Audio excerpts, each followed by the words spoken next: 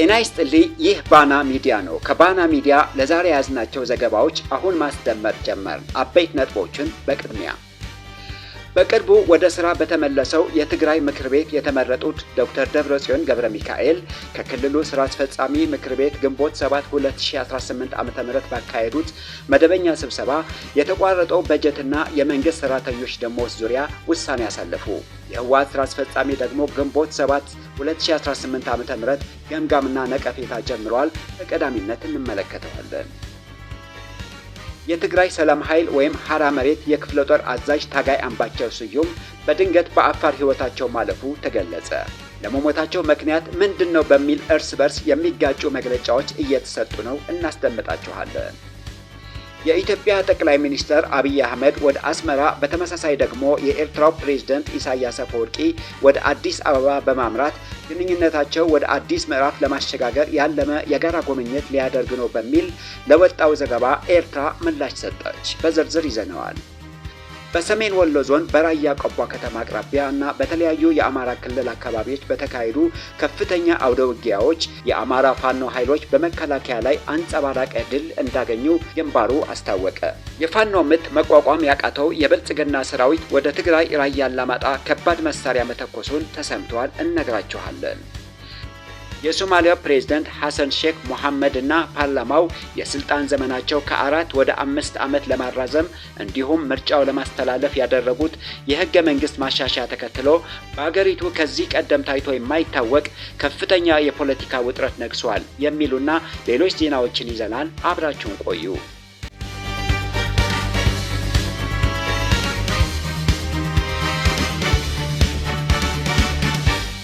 በቅርቡ ወደ ስራ በተመለሰው የትግራይ ምክር ቤት የተመረጡት ዶክተር ደብረጽዮን ገብረ ሚካኤል ከክልሉ ስራ አስፈጻሚ ምክር ቤት ጋር በተለያዩ አጀንዳዎች ላይ ተወያዩ። የፌዴራል መንግስት ደግሞ የፋይናንስና የበጀት እገዳዎችን እንደሚቀጥሉ የሚገልጹ ያልተረጋገጡ መረጃዎች እየወጡ ነው። የክልሉ ስራ አስፈጻሚ ምክር ቤት ግንቦት 7 2018 ዓ.ም ባካሄደው መደበኛ ስብሰባ የፌዴራል መንግስት ከጥር ወር 2018 ዓ.ም ጀምሮ በክልሉ ላይ ባወጣው እገዳ ምክንያት የተቋረጠው በጀትና የመንግስት ሰራተኞች ደሞዝ የህዝብ ትራንስፖርት ችግር ለማቃለል እንደሚሰራ ገልጸዋል። እንዲሁም የ2018 ዓ.ም የትምህርት ዘመንን በሚመለከቱ አጀንዳዎች ላይ በጥልቀት በመወያየት ውሳኔዎችና አቅጣጫዎች አስቀምጠዋል። የፌዴራል መንግስት ከጥር ወር 2018 ዓ.ም ጀምሮ ለክልሉ የሚሰጠውን በጀትና ነዳጅ ሙሉ በሙሉ ከልክሎ የሚገኝ ሲሆን በዶክተር ደብረጽዮን የሚመራው የትግራይ ክልል መንግስት ደግሞ የራሱን እርምጃ እንደሚወስድ አስታውቀዋል። ከዚህ ቀደም የህወሓት ከፍተኛ አመራር አምባሳደር አዲስ ዓለም ባሌማ በዓለም ዙሪያ ከሚገኙ የትግራይ ዳያስፖራ አባላት ጋር ባደረጉት ውይይት የክልሉ የኢኮኖሚ ቀውስ በተመለከተ ለወራት ያልተከፈለው የመንግስት ሰራተኞች ደሞዝ ከፍተኛ ማህበራዊ ጫና መፍጠሩን ገልጸው ነበር። ይህንን ችግር ለመቅረፍ ከወረዳዎች የሚገኝ የውስጥ ገቢና ከነጋዴዎች የሚሰበሰብ ድጋፍን በመጠቀም ደሞዝ ለመክፈል ጥረት እየተደረገ መሆኑን መግለጻቸው ይታወሳል። ከዚህም ባለፈ የሌሎች ሀገራት ተሞክሮ በመቀመር ከጎረቤት ሀገራት ሱዳንና ኤርትራ ጋር የባህር በር የመጠቀም ስትራቴጂካዊ እቅዶችን እየተነደፈ መሆኑን ጠቁመዋል። አሁን የትግራይ ክልል ምክር ቤትም እንደ መፍትሄ የኤርትራና የሱዳን ወደብ መጠቀም ሊሆን እንደሚችል ተገልጸዋል። የፌዴራል መንግስት በበኩሉ ህጋዊ እውቅና ላላገኘው ለማንኛውም አካል የመንግስታዊ በጀት እንቅስቃሴ ሆነ የሀገር ሀብት መጠቀም የተከለከለ መሆኑን ተገልጿል። በዚህም መሰረት በዶክተር ደብረጽዮን የሚመራው የትግራይ መንግስት ከማዕከላዊ መንግስት ህጋዊ እውቅና እስካላገኘ ድረስ በባንኮች የሚገኘው የመንግስት ገንዘብ ለማንቀሳቀስ የሚያስችል ምንም አይነት ህጋዊ ስልጣን እንደሌለ እየተገለጸ ነው። በጊዜያዊ አስተዳደሩ ያልተሾሙ ኃላፊዎች ደሞዝ ለመክፈል ይሁን ገንዘብ ወጪ ለማድረግ እንደማይችሉ በመግለጽ ይህንን መምሪያ በመጣስ በህገወጥ መንገድ የባንክ ሂሳብ እንቅስቃሴ ለማድረግ የሚሞክር ማንኛውም አካል በህግ በጥብቅ ተጠያቂ እንደሚሆን የወጣው መረጃ ያስረዳል። ከጥር ወር 2018 ዓ.ም ጀምሮ የቀጠለው የበጀትና የነዳጅ መከልከል በትግራይ ያለው የህዝብ መጓጓዣ፣ የትምህርት ዝግጅትና የመንግስት ሰራተኞች የደሞዝ ክፍያ ይበልጥ ያወሳሰበው ሲሆን አሁን የወጡት ያልተረጋገጡ መረጃዎች በትግራይና በፌዴራል መንግስት መካከል ያለው ግንኙነት ይበልጥ ሊያሻክረው እንደሚችል ስጋት ፈጥረዋል። ይህ በእንዲህ እንዳለ የህወሓት ስራ አስፈጻሚ ግንቦት 7 2018 ዓ.ም ገምጋምና ነቀፌታ ጀምረዋል። ግንቦት 8 ደግሞ የማዕከላዊ ኮሚቴ ስብሰባ እንደሚጀምር ከምንጮቻችን ያገኘነው መረጃ ያስረዳል። ይህ ስብሰባ በተጨባጭ እቅዶችና አፈጻጸሞች ላይ የነበሩ ጥንካሬዎችና ድክመቶችን ገምግሞ አደረጃጀትን ይፈጥራል ተብሎ ይጠበቃል። ከዚህ ስብሰባ በኋላ ዶክተር ደብረጽዮን ገብረ ሚካኤል ካቢኔያቸውን በማዋቀር የፓርቲውና የመንግስት ስራ አስፈጻሚ ምድቦችን ይከናወናሉ ተብለዋል። ይህ ግምገማ በመካከላቸው የነበረው ልዩነት ያጠባል ወይስ ያሰፋል? የአመራሩ አንድነት ያጠነክራል ወይስ አያጠነክርም የሚለው ከግምገማው በኋላ የሚታወቅ ይሆናል። ግምገማው የፈላጭ ቆራጭ ስርዓት የሚገነባ ወይስ ድርጅታዊና የጋራ አሰራር የሚያጠናክር የሚለውን በጉጉት እንዲጠበቅ አድርጎታል።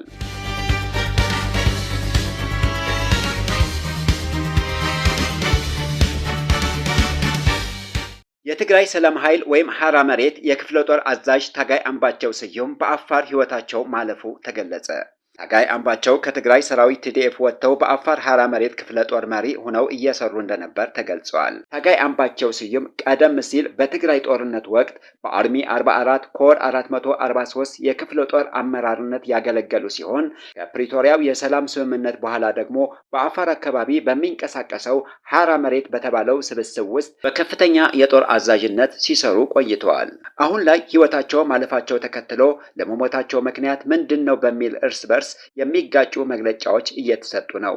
የትግራይ ሰላም ኃይል ቲፒኤፍ ባወጣው ይፋዊ የሐዘን መግለጫ የክፍለ ጦር አዛዡ ታጋይ አምባቸው ስዩም ባጋጠማቸው ድንገተኛ ህመም ሕይወታቸው ማለፉን አስታውቀዋል። መግለጫው አዛዡ ከፕሪቶሪያ ሰላም ስምምነት በኋላ ጥር 15 ቀን 2016 ዓ.ም ከኮር በላይ የወሰኑትን ውሳኔ በመቃወም ወደ በረሃ በመውጣት እስከ ሕይወታቸው ፍጻሜ ድረስ ለዓላማቸው በታማኝነት በጀግንነት ሲታገሉ እንደነበር ገልጸዋል። ታጋይ አምባቸው ባለትዳርና የ6 ልጆች አባት መሆናቸው በመጥቀስ ጥልቅ ሐዘኑን ገልጸዋል። በተቃራኒው ደግሞ በጉዳይ ላይ ጠንከር ያለ የፖለቲካ ክስ ያሰሙ ወገኖች የአዛዡን ህልፈት ከውስጥ ግድያ ወይም ርሸና ጋር ያያይዙታል። እነዚህ ወገኖች እንደሚሉት ታጋይ አምባቸው ስዩም ሕይወታቸው ያለፈው በበሽታ ሳይሆን እኛ ከቲዲኤፍ ጋር በምንም ተአምር እርስ በርስ አንዋጋም የሚል ጠንካራ አቋም በማንጸባረቃቸው ምክንያት ሌሊት በገዛ ባልደረቦቻቸው እንደተረሸኑ ገልጸዋል። አዛዡ የነበረበት የሐራ መሬት ስብስብ የብልጽግናና የኦህዴድ የጥፋትና የንግድ ፕሮጀክት በማለት መፈረጃቸውና በዚያ የሚገኙ ሌሎች ታጣቂዎችን ሴራው አውቀው በአስቸኳይ ወደ ትግራይ እንዲመለሱ በውስጥ ሲሰሩ ነበር ብለዋል። መረጃው በአክቲቪስቶችና በማህበራዊ ሚዲያ ተጠቃሚዎች ዘንድ ግራ መጋባት ፈጥረዋል። ያም ሆነ ይህ ታጋዩ እንዴት ተሰዉ ለሚለው ጥያቄ ግን አንደኛው ወገን ተረሽነዋል፣ ሌላኛው ደግሞ ታመው ነው የሞቱት እያሉ ቢሆንም እስካሁን ግልጽና ማረጋገጫ ያለው መረጃ አልወጣም። ባና ሚዲያ በታጋይ አምባቸው ህልፈት በማዘን ለሟች ቤተሰቦችና የቅርብ ወዳጆች መጽናናትን ትመኛለች።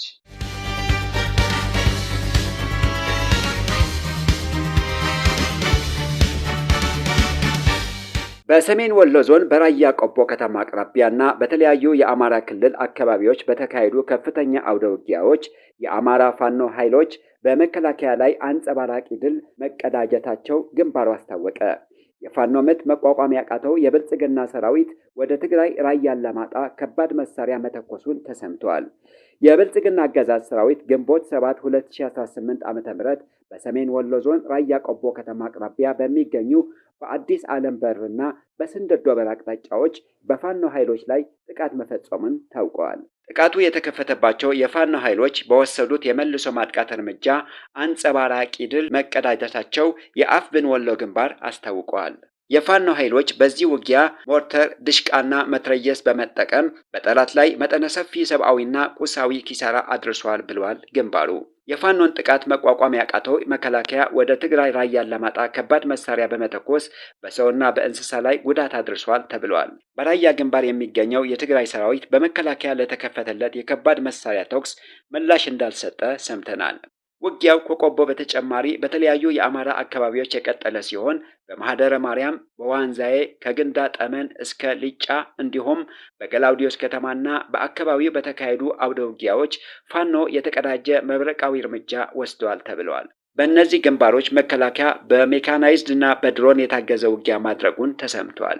የመከላከያ ሰራዊት የ11ኛው እዝ ዋና አዛዥ ሜጀር ጀነራል አድማሱ አለሙ በበኩላቸው እዙ በሰሜን ወሎና በደቡብ ወሎ ዞኖች የተሰጠው ተልዕኮ በአስተማማኝ ብቃትና ችሎታ እየተወጣው እንደሚገኝ አመርቂ ውጤት ማስመዝገቡን ገልጸዋል።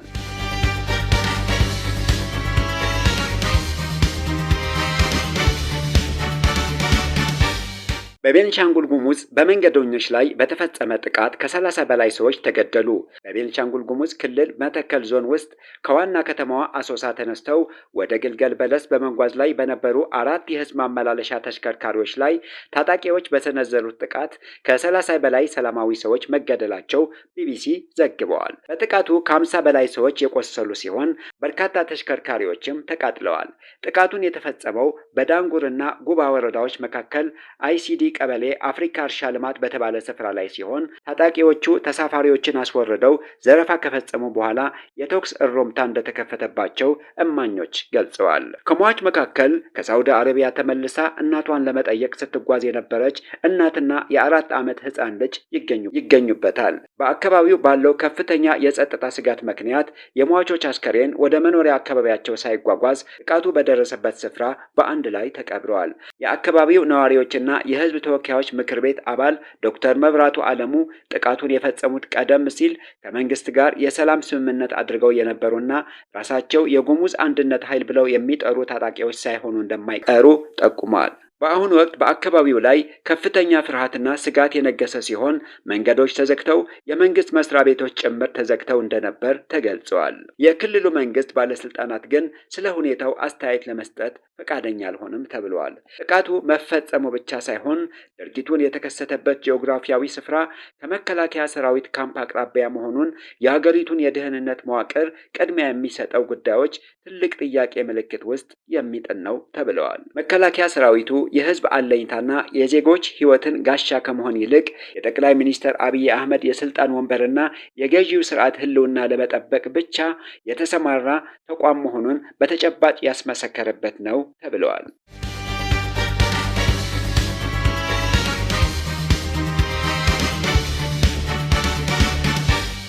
የኢትዮጵያና የኤርትራ መሪዎች የጋራ ጉብኝት ሊያደርጉ እንደሚችሉ የሚጠቁሙ መረጃዎች ቢወጡም የአስመራው ባለስልጣን በሐሰት ፕሮፓጋንዳነት ውድቅ አደረጉት። በኢትዮጵያና በኤርትራ መካከል አዲስና ከፍተኛ ደረጃ ያለው ዲፕሎማሲያዊ እንቅስቃሴ መጀመሩንና የሁለቱን ሀገራት መሪዎች የጋራ ጉብኝት ሊያደርጉ እንደሚችሉ የሚጠቁሙ ይፋዊ ያልሆኑ መረጃዎች እየወጡ ነው። ይሁን እንጂ የኤርትራ ከፍተኛ ባለስልጣን ለዚህ መረጃ በሰጡት ጠንካራ ምላሽ የኢትዮጵያን መንግስት ፖሊሲዎች በጽኑ በመኮነን መረጃውን ሙሉ በሙሉ ውድቅ አድርገውታል። ዲፕሎማሲያዊና ቀጠናዊ የፖለቲካ ምንጮች የወጡት ይፋ ያልሆኑ መረጃዎች እንደሚያመለክቱት የኢትዮጵያ ጠቅላይ ሚኒስትር አብይ አህመድ ወደ አስመራ፣ በተመሳሳይ ደግሞ የኤርትራው ፕሬዝዳንት ኢሳያስ አፈወርቂ ወደ አዲስ አበባ በማምራት ግንኙነታቸው ወደ አዲስ ምዕራፍ ለማሸጋገር ያለመ የጋራ ጉብኝት ሊያደርጉ እንደሚችሉ ሲገለጽ ቆይተዋል። ይህ የተሰማው እንቅስቃሴ እንደ አውሮፓውያን አቆጣጠር በ2018 ከተደረሰው ታሪካዊ የሰላም ስምምነት በኋላ ቢመጣም ከ2020ዎቹ የትግራይ ጦርነት ማግስት የሁለቱ ሀገራት ግንኙነት ሻክረዋል። በተለይም የፌዴራል መንግስት ቀይ ባህር እንገባለን በማለት በተደጋጋሚ ያሰማው ፉከራ ጉዳዩን ከፍተኛ ትኩረት እንዲስብ አድርጎት ነበር። የፖለቲካ ተንታኞችም ጉብኝቱ በተለይም በግጭቱ ሳቢያ የተዘጉ የድንበር በሮች በድጋሜ ለመክፈትና ያልተፈቱ አጀንዳዎችን ለመፈተሽ ያለመ ሊሆን እንደሚችል ግምታቸው አስቀምጠው ነበር። ይሁን እንጂ ለዚህ መረጃ አስመራ የሰጠችው ይፋዊ ምላሽ በሁለቱ ሀገራት መካከል ያለው የዲፕሎማሲ ርቀት አሁንም እጅግ የሻከረ መሆኑን ያሳየ ሆነዋል። የኤርትራ የኢንፎርሜሽን ሚኒስተር የማነ ገብረ መስቀል በማህበራዊ ትስስር ገጻቸው ባስተላለፉት ጠንካራ መልእክት መረጃው ሙሉ በሙሉ ውድቅ ማድረጋቸው ብቻ ሳይሆን የኢትዮጵያ ገዢ ፓርቲ ብልጽግናና ደጋፊዎቹ ለማስመሰልና ሰዎችን ለማታለል ብቻ የተቋቋሙ የይስሙላ ፓርቲ ትርፍራፊዎችና የሌሎች ኃይሎች መሳሪያ የሆኑ አገልጋዮች ሲሉ በሳለ ትችት ሰንዝረዋል። ሚኒስተሩ የኢትዮጵያ መንግስት ፖሊሲዎች በአፍሪካ ቀንድ ላይ አላስፈላጊ ውጥረቶችን እያስከተሉ ነው ሲሉም በጽኑ ከሰዋል። ሚኒስተር የማነ ገብረ መስቀል የኢትዮጵያ መንግስት በቀጠናው ላይ ለሚያደርሰው ቀውስ ሶስት አበይት ማሳያዎችን ያቀረቡ ሲሆን የመጀመሪያው የብልጽግና መንግስት በጥር 2024 ከሶማሊላንድ ጋር የፈረመው ህገወጥ የመግባቢያ ሰነድ በቀጠናው ላይ የፈጠረው አለመረጋጋት መሆኑን ጠቅሰዋል። በሁለተኛ ደረጃ ደግሞ ከታህሳስ 2023 ጀምሮ ሉዓላዊ የባህር በር ፍለጋ በሚል ቅዠት የኤርትራን የወደብ ከተማ አሰብን ለመውረር ያሰበ የማያቋርጥ የሚዲያ የዲፕሎማሲና የጦርነት ዛቻ ቅስቀሳዎች ሲያደርግ መቆየቱን የገለጹት ሚኒስተሩ በሶስተኛ ደረጃም የተለያዩ ዓለም አቀፍ ሪፖርቶችን ዋቢ በማድረግ የኢትዮጵያ መንግስት በሱዳን የእርስ በርስ ጦርነት ውስጥ እጅ እንዳለበትና ይህም በቀጠናው ላይ አደገኛ መዘዝ እያስከተለ መሆኑን አስታውቀዋል። የብልጽግና ባለስልጣናትና ደጋፊዎቻቸው ኤርትራና ሌሎች የክፍለ አህጉሩን ሀገራት በኢትዮጵያ ላይ የኃይል ዘንግ እና ሴራ እየጎነጎኑ ነው በማለት ሙሉ በሙሉ ውድቅ ያደረጉት ሚኒስተሩ ይህ ድርጊት የኢትዮጵያ መንግስት ራሱ የቀጠናው የውጥረት መፈልፈያና ምንጭ መሆኑን ለመሸሸግ ፈበረከው ግልጽ የሐሰት ፕሮፓጋንዳ ነው ብለዋል።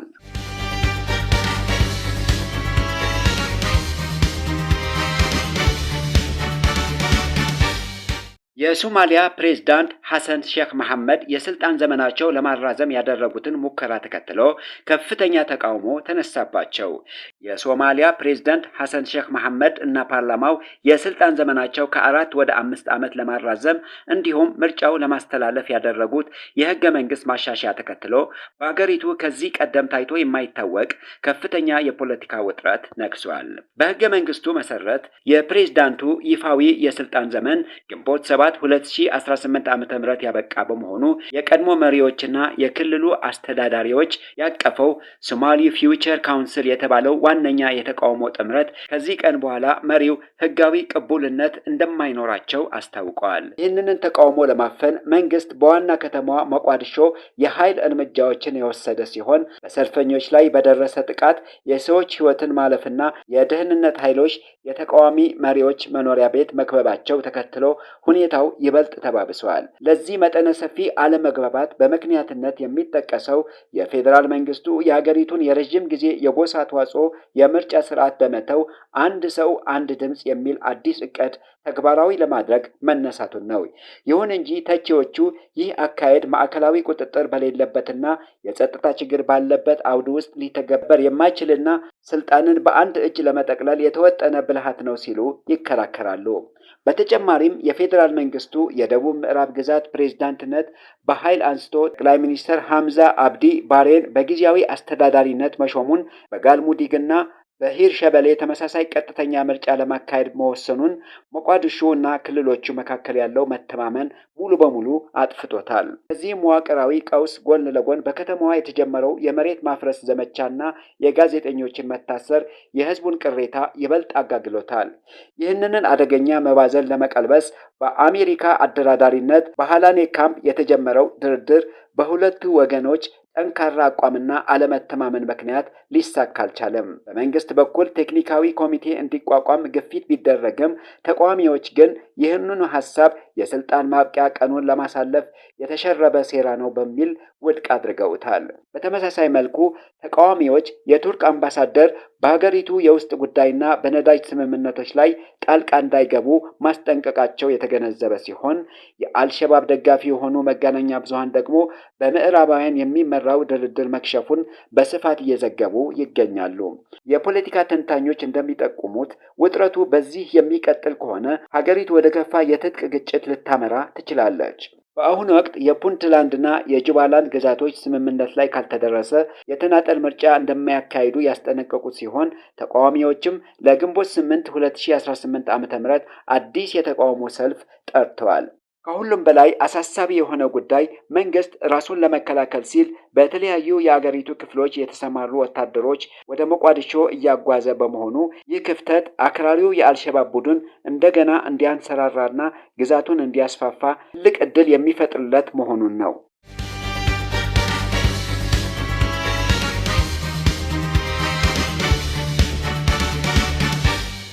አርኤስኤፍ የሱዳን ጦር ንብረት የሆነችው የውጊያ ድሮን በደቡብ ዳርፉር መጣሉን አስታወቀ።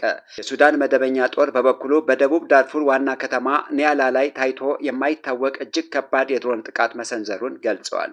በጀኔራል አብዱልፈታህ አልቡርሃን የሚመራው የሱዳን መደበኛ ጦር ሳፍ እና በጀኔራል መሐመድ ሐምዳን ዳጋሎ ሄምቲ የሚመራው ፈጣን ደራሽ ኃይል አርኤስኤፍ የእርስ በርስ ጦርነት ውስጥ ከገቡ 3 ዓመታትን አስቆጥረዋል። ጦርነቱ የተቀሰቀሰው እንደ አውሮፓውያን አቆጣጠር በ2023 ሲሆን አርኤስኤፍ ወደ መደበኛ ጦር መዋቅር ለማዋሃድ በቀረበው እቅድ ላይ መግባባት ባለመቻል ነበር።